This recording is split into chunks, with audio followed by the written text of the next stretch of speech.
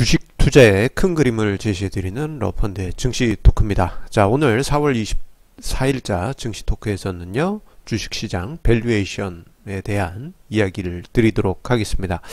자, 이게 무슨 말이냐? 자, 현재 종합주가지수가 대략 한 2400포인트대 중반, 2450포인트, 60포인트 왔다 갔다 하면서 두 달 동안 좁은 박스권에 갇혀져 있습니다. 자, 이러다 보니까 이러다가 증시가 폭락하는 거 아니에요. 그러한 불안감을 가지시는 투자자분들도 있는 게 사실입니다. 자, 그런데 시장 밸류에이션을 살펴보다 보면요, 조금은 냉정하게 지금 시장의 위치를 살펴볼 수가 있습니다. 자, 여러가지 밸류에이션 지표가 있긴 한데요. 자, PBR 지표, 즉 시장의 순자산 가치 대비해서 주가지수 수준, 그리고 배당 수익률과 예금 금리를 비교한 밸류에이션 지표, 그렇게 두 가지를 바탕으로 해서 분석을 해봤습니다. 자, 결론부터 말씀드리자면요, 한국 증시 아직도 나가지 않았다, 그렇게 이야기를 드릴 수 있겠습니다. 자, 이게 무슨 말이냐?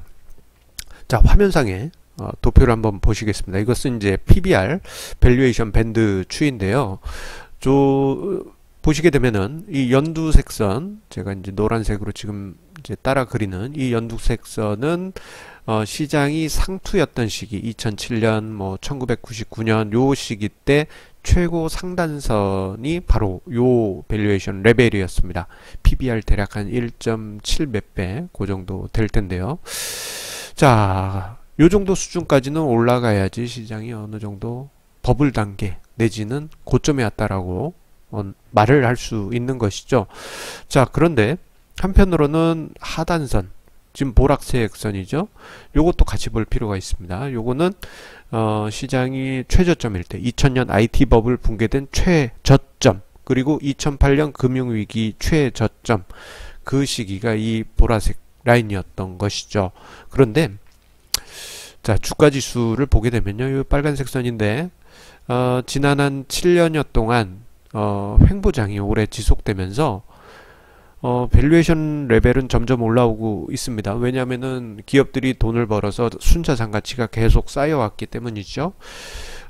밸류에이션 레벨은 점점 올라오는데 주가지수는 횡보했습니다. 결국 2016년 말에 PBR 레벨 거의 한 1배 수준에서 바닥을 찍고 2017년에 주가지수가 20% 가까이 상승하는 아주 큰 상승이 있었던 것입니다. 자, 그런데요, 지금 현재 위치, 뭐 최하단선에서 조금 올라오긴 했습니다만 그 중간 위치까지도 지금 위치해 있지 않죠. 그래도 뭐 한 중간 정도는 올라와야지 2011년처럼 조금 깊은 낙폭이 나오겠지만 지금 위치에서는 조금은 뭐랄까, 아직 충분히 올라오지 않은 수준이다라고 말씀드릴 수 있겠고, 오히려 여기서 하락해서 뭐 2000포인트대 초반까지 간다? 그러면 오히려 2000년, 2008년 같은 엄청난 기회가 되고 맙니다. 우리 2000년 IT 버블 붕괴되고 증시 급등하는 거 보고 사람들이 말했던 얘기가, 또 그런 기회가 있으면 그 기회를 꼭 잡겠다라고 이야기한 분들 참으로 많습니다. 2008년 말에도 똑같았습니다. 그런데 지금 위치에서 하락해서 2000포인트대 초반까지 내려간다? 그거는 정말 인생에 몇 번 없는 큰 기회가 되고 말 것입니다. 자, 즉 지금 위치에서는 오히려 하락하기보다는 위로 올라갈 가능성이 더 높은 그런 상황이라고 볼 수 있겠죠. 뭐 적어도 한 3000포인트는 가야지 뭐 제법 깊은 조정이 있겠구나 이야기하겠지만 아직은 많이 남았다라고 말씀드릴 수 있겠습니다. 뭐 대략 한 2919에서 3000포인트까지는 가야지. 뭐 좀 뭐 상투를 논하겠지만 아직은 많이 모자란 것이죠. 자, 히딩크 감독이 항상 이야기하셨던 2002년에 했던 그 명언, 아직 한국은 배고픈 그런 상황인 것입니다. 그리고 시장 밸류에이션을 측정할 때요, 배당 수익률, 주식의 배당 수익률도 중요한 잣대가 됩니다. 자, 보통 요거를 비교를 할 때는요, 1년 예금 금리하고 같이 비교를 합니다. 자, 단적으로 생각해서 1년 예금보다 시장 배당 수익률이 높으면, 또는 그에 근접하면 이거 투자 메리트가 있구나, 그렇게 생각할 수 있지 않습니까? 자, 그런데 우리나라의 이 1년 예금 금리 대비 배당 수익률을 보게 되면요. 뭐 2010년 이전에는 한 뭐 30%, 40%그 정도로 좀 낮은 수준이었습니다. 그러다가 2015년 이후 초저금리에 들어가고 기업들의 배당 수익률이 높아지면서 한 50% 레벨이 넘어갔고 2016년에는 103%까지도 올라갔지 않습니까? 예. 은행 이자보다도 배당 수익률이 더 높은 그러한 수준까지 올라갔습니다.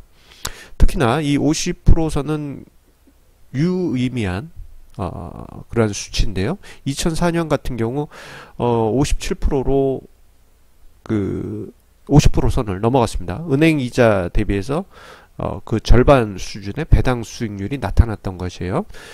자, 그런데 이게 왜 의미 있느냐?